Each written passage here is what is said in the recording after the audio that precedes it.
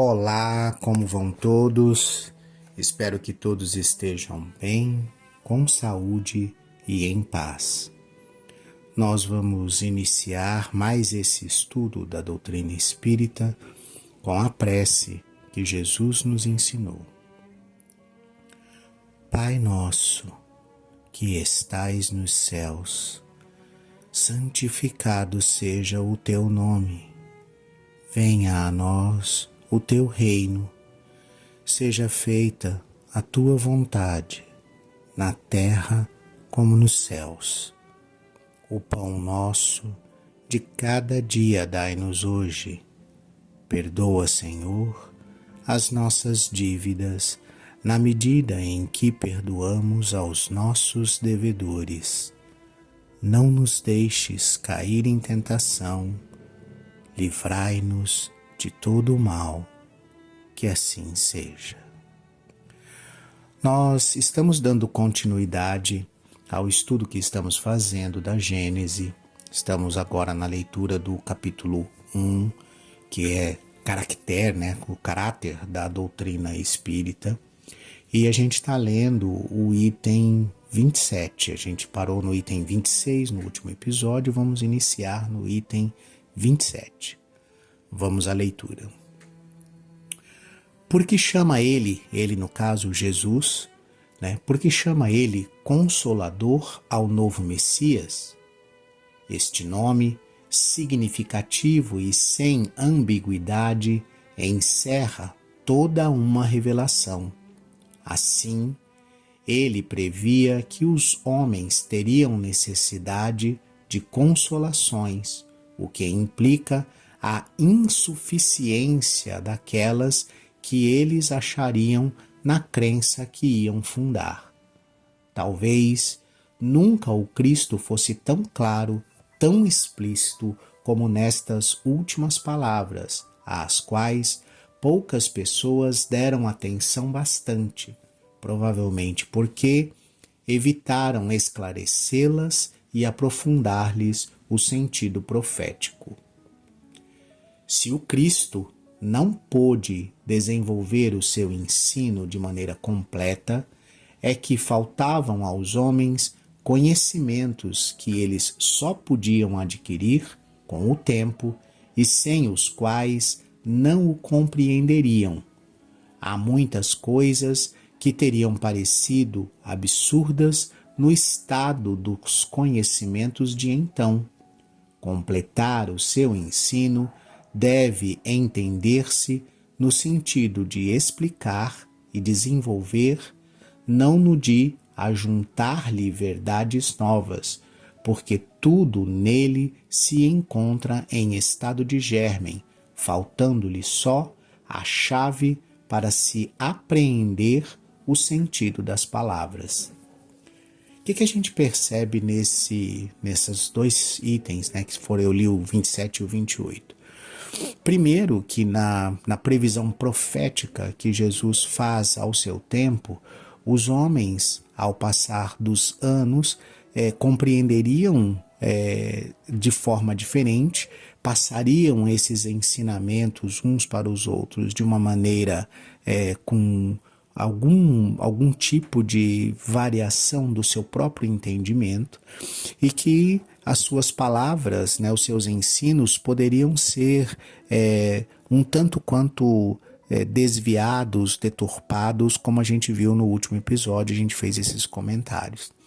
Ao mesmo tempo, a necessidade dos homens de novos esclarecimentos, porque eles teriam, os homens, desenvolvido novos conhecimentos e, consequentemente, novas dúvidas, novos questionamentos, novas situações que os fariam ter mais, vamos chamar de vicissitudes, porque quando você tem dúvida, quando você não tem certeza das coisas, ou quando você não compreende bem as coisas, e vamos entender, nós temos uma grande dificuldade de compreensão da justiça divina, isso faz com que a gente tenha angústias, com que a gente guarde mágoas, com que a gente fique inquieto com algumas situações, com que a gente até se revolte com algumas situações. Essas situações necessitam de algum tipo de consolo, de algum tipo de esperança, de algum tipo de visão futura de que as coisas vão melhorar. Então, quando ele dá ao nome do novo Messias de Consolador e diz que esse Consolador ficaria entre nós para sempre, é que ele prevê essa necessidade humana de sempre ter um esclarecimento maior sobre determinado assunto, né? E aqui eu vou fazer um comentário para que a gente compreenda. Ao tempo de Jesus, a gente não tinha os conhecimentos claros que a gente tem cientificamente hoje. Então, a fala dele, por exemplo, há muitas moradas na casa de meu pai, ou meu reino ainda não é deste mundo, essas falas, àquele tempo, tinham uma determinada compreensão, tinham uma determinada expansão, uma determinada capacidade de entendimento das pessoas que, por exemplo, ainda não sabiam que a Terra era redonda, ainda não tinham certeza de que a Terra girava em torno do Sol, que existiam outros planetas fazendo órbita ao redor do nosso Sol, que o nosso Sol pertencia a uma constelação, a uma galáxia de estrelas chamada Via Láctea, que essa galáxia de estrelas tinha no mínimo aí algo em torno de 200 bilhões de outros sóis semelhantes ao nosso. Todos esses conhecimentos foram adquiridos pela humanidade ao longo dos anos depois da passagem de Jesus e, consequentemente, abrem uma série de questionamentos sobre essas palavras que Jesus nos deixou, sobre, por exemplo, há muitas moradas na casa do Pai e meu reino ainda não é deste mundo. Com isso, é possível que a gente desvirtue esse ensinamento. E aí a necessidade de consolar as angústias, as decepções, as inquietações causadas por esse desvio que fizermos desses ensinamentos que o Cristo deu lá atrás. E aí vem um ensinamento que nos mostra que os espíritos são distribuídos nos diversos planetas de acordo com a destinação de cada planeta. E que o reino de Deus, o reino dos céus, ele não é algo circunscrito ao planeta Terra, mas ele é pertencente ao universo, ele faz parte de todo esse universo, dessa vasta constelação que nós chamamos de Via Láctea e das outras constelações que são galáxias que estão paralelas e lado a lado em importância com a própria Via Láctea. Então, há muitas moradas na casa do Pai, ganha uma extensão imensa com o desenvolvimento da ciência. E meu reino ainda não é deste mundo, ganha também uma compreensão filosófica muito mais profunda, porque o reino de Deus é o reino do amor, da compreensão, do respeito, e nós percebemos então com o ensinamento das vidas sucessivas que vamos conquistar esse reino de Deus ao longo de diversas encarnações e ao longo do aprendizado de muitos outros emissários que trarão informações através de meios como, por exemplo, a mediunidade ou de encarnações entre nós, mostrando qual é o caminho a seguir. Então, essa expansão da compreensão das palavras de Jesus, ela é acompanhada da expansão e da capacidade de compreensão da própria ciência, do próprio universo e do conhecimento humano, seja ele científico, filosófico, religioso, não importa em que área do conhecimento humano nós nos desenvolvamos, a gente vai, consequentemente, precisar voltar aos ensinos de Jesus e rever o nosso entendimento, não corrigindo no sentido de que Jesus deixou alguma dúvida, Quando ele diz amar ao próximo como a si mesmo, não há dúvida sobre isso. Mas o entendimento disso e o que significa esse amar ao próximo, esse perdoar 70 vezes, 7 vezes, o que significam esses ensinamentos, vai sendo, como é a palavra da moda, ganhando uma ressignificação, né? Vai mudando a forma como a gente compreende o que o ensinamento quer dizer e o desafio que é cada ensinamento profundo que o Cristo nos deixou. Continuemos na leitura.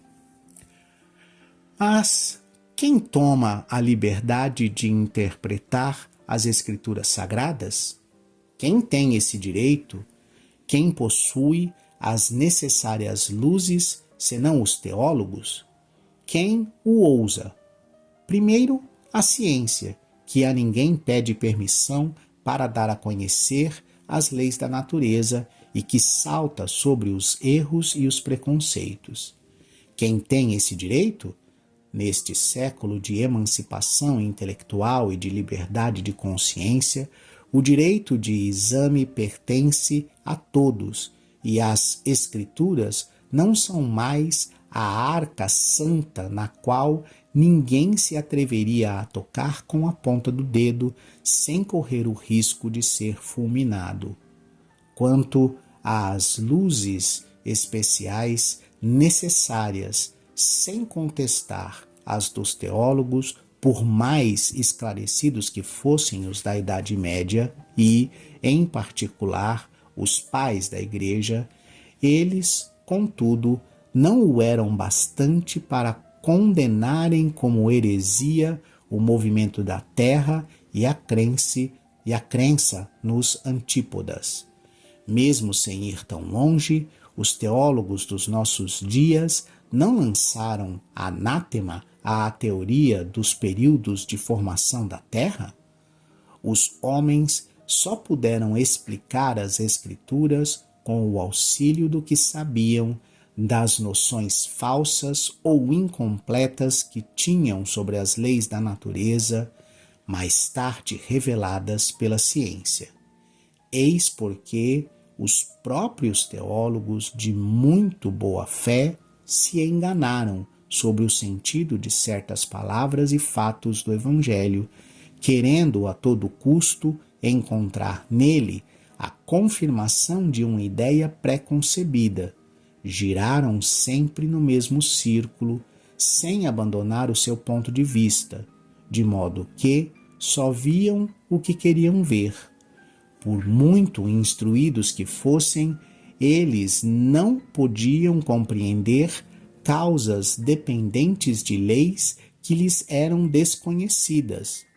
Mas quem julgará das interpretações diversas e muitas vezes contraditórias fora do campo da teologia? O futuro, a lógica e o bom senso. Os homens, cada vez mais esclarecidos, à medida que novos fatos e novas leis se forem revelando, saberão separar da realidade os sistemas utópicos. Ora, as ciências tornam conhecidas algumas leis. O Espiritismo revela outras. Todas são indispensáveis à inteligência dos textos sagrados e de todas as religiões, desde Confúcio e Buda até o cristianismo. Quanto à teologia, essa não poderá judiciosamente alegar contradições da ciência, visto como também ela nem sempre está de acordo consigo mesma. Então esse item 29 é um resumão do que a gente acabou de dizer. A gente precisa compreender que, por mais que a nossa inteligência aparenta ser desenvolvida, que por mais que a gente tenha conhecimento de uma série de coisas e de uma série de fatos, dá-nos a impressão de que a cada descoberta, de cada novo contexto em que a gente descobre alguma lei ou algo da natureza que está acontecendo ao nosso redor, a gente está reaprendendo e precisa rever os conceitos. Falando de um conceito científico muito assim, mexido nesses últimos tempos, né? A ideia de átomo como a menor partícula e indivisível da matéria, ela foi sendo ajustada, né? Então era o átomo de uma partícula indivisível, de repente tinha 3 partículas, os prótons, os nêutrons e os elétrons. E a partir disso, não, são só 3 partículas que formam, 2 formam o núcleo e os elétrons giram em torno desse núcleo, e vem a ciência e desenvolve um pouco mais e caminha um pouco mais, e esse átomo tão indivisível descobre-se que na verdade ele é formado por diversas partículas subatômicas em movimentos infinitamente rápidos que nos dão a sensação de solidez, mas que na verdade não são sólidos, que esse átomo que era indivisível, ele tem mais de 90% dele de espaço vazio, e essas pequenas partículas subatômicas estão se movimentando dentro dele, e chegamos à conclusão de que essas próprias partículas subatômicas, elas são resultado de acúmulos de energia e de movimentos energéticos e não necessariamente um corpo sólido. E esse conjunto de informações, ele vem explodindo uma sobre a outra nos últimos 50 anos. E a gente não chegou no ponto final ainda. A gente ainda não sabe de como são formadas essas partículas subatômicas, quais são todas as suas propriedades. Então nós temos ainda muito a aprender a cada descoberta. Isso olhando para o nosso microcosmo. Quando a gente olha para o macrocosmo e a gente coloca em órbita tantos e tantos telescópios que buscam planetas cada vez mais distantes, estrelas cada vez maiores, sistemas solares cada vez mais complexos do que o nosso, do que esse que a gente vive e conhece, mal é mal, a gente percebe também que por mais que a gente tenha de conhecimento, por mais que a gente olhe e diga assim, nossa, nós temos muito conhecimento acumulado, esse muito conhecimento acumulado é uma nanopartícula do conhecimento total que a gente ainda precisa adquirir. Com isso, é natural que os avanços nas ciências e nas descobertas façam com que a gente faça novos questionamentos sobre assuntos até então ditos, vamos dizer assim, como definidos, como aquelas definições que não vão mudar. Então, o homem, nas suas imperfeições, ele ainda tem muito a aprender, mesmo com a mais boa vontade do mundo de apresentar algum conhecimento que seja verdadeiro. Esse conhecimento pode ser transitório, ele pode estar dependendo da descoberta de uma nova lei, ou de um novo conceito, ou de uma nova maneira de enxergar as realidades, e esses novos aprendizados vão trazer para nós novas maneiras de compreender aquilo que a gente já compreende, expandindo a nossa compreensão sobre aquilo que a gente já compreende. É esse conceito que está muito claro nesse texto do item 29 que a gente acabou de ler, que não importa se você é um teólogo, um religioso, um cientista, um matemático, um filósofo, não importa qual ramo do conhecimento humano você se considera especialista. Por mais que você saiba, ainda há muito por aprender, ainda há muito por conhecer, ainda há muito por descobrir, e a cada descobrimento desse, a cada aprendizado desse, a sua opinião pode mudar, ou aquele conceito que você achava imutável pode se tornar um novo conceito. A ciência diz que a gente ainda não usa 10% do nosso cérebro, então, falando de nós mesmos, a gente ainda precisa aprender a usar mais 90% do cérebro para conseguir ser capaz de compreender todas as coisas. Então, a nossa própria inteligência é limitada, ela está ainda numa fase de desenvolvimento e de capacitação que a gente vai passar ainda algum tempo desenvolvendo para poder fazer novas descobertas e novos conceitos. Continuando na leitura, o Espiritismo, partindo das próprias palavras do Cristo, como este partiu das palavras de Moisés, é consequência direta da sua doutrina. A ideia vaga da vida futura acrescenta a revelação da existência do mundo invisível que nos rodeia e povoa o espaço. E com isso, precisa a crença, dá-lhe um corpo, uma consistência, uma realidade à ideia. Define os laços que unem a alma ao corpo e levanta o véu que ocultava aos homens os mistérios do nascimento e da morte. Pelo Espiritismo, o homem sabe de onde vem, para onde vai, por que está na terra, por que sofre temporariamente e vê por toda parte a justiça de Deus. Sabe que a alma progride incessantemente através de uma série de existências sucessivas até atingir o grau de perfeição que aproxima essa alma de Deus.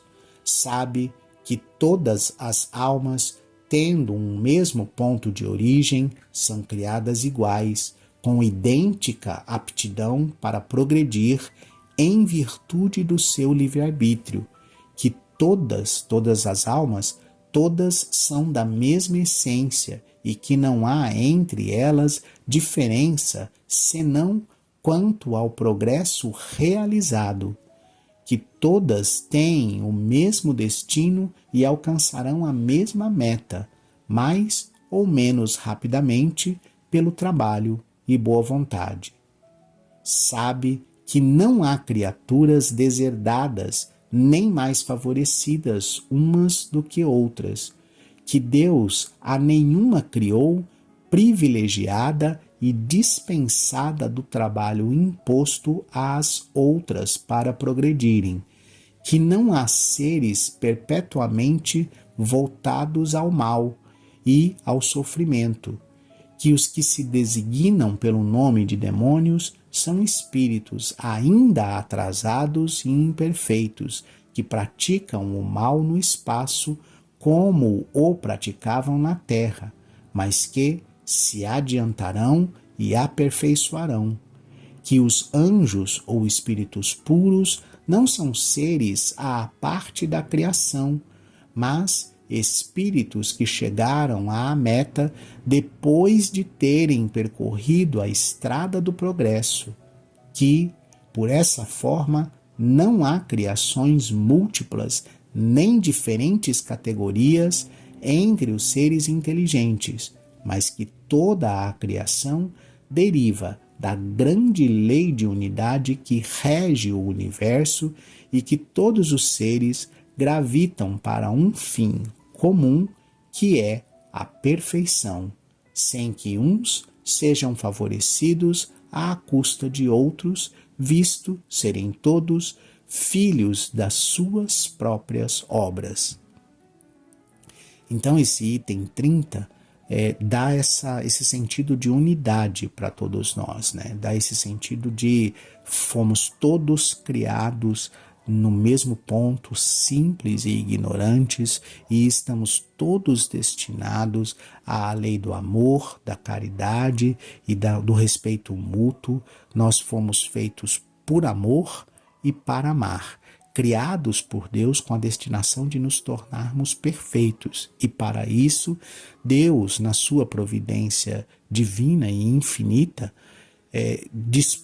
coloca à nossa disposição todas as oportunidades de experiência, aprendizado e esclarecimento, de resgate, reparação e reajustamento à sua justiça, que nos podem levar até essa meta de nos tornarmos puros e em contato direto com Deus.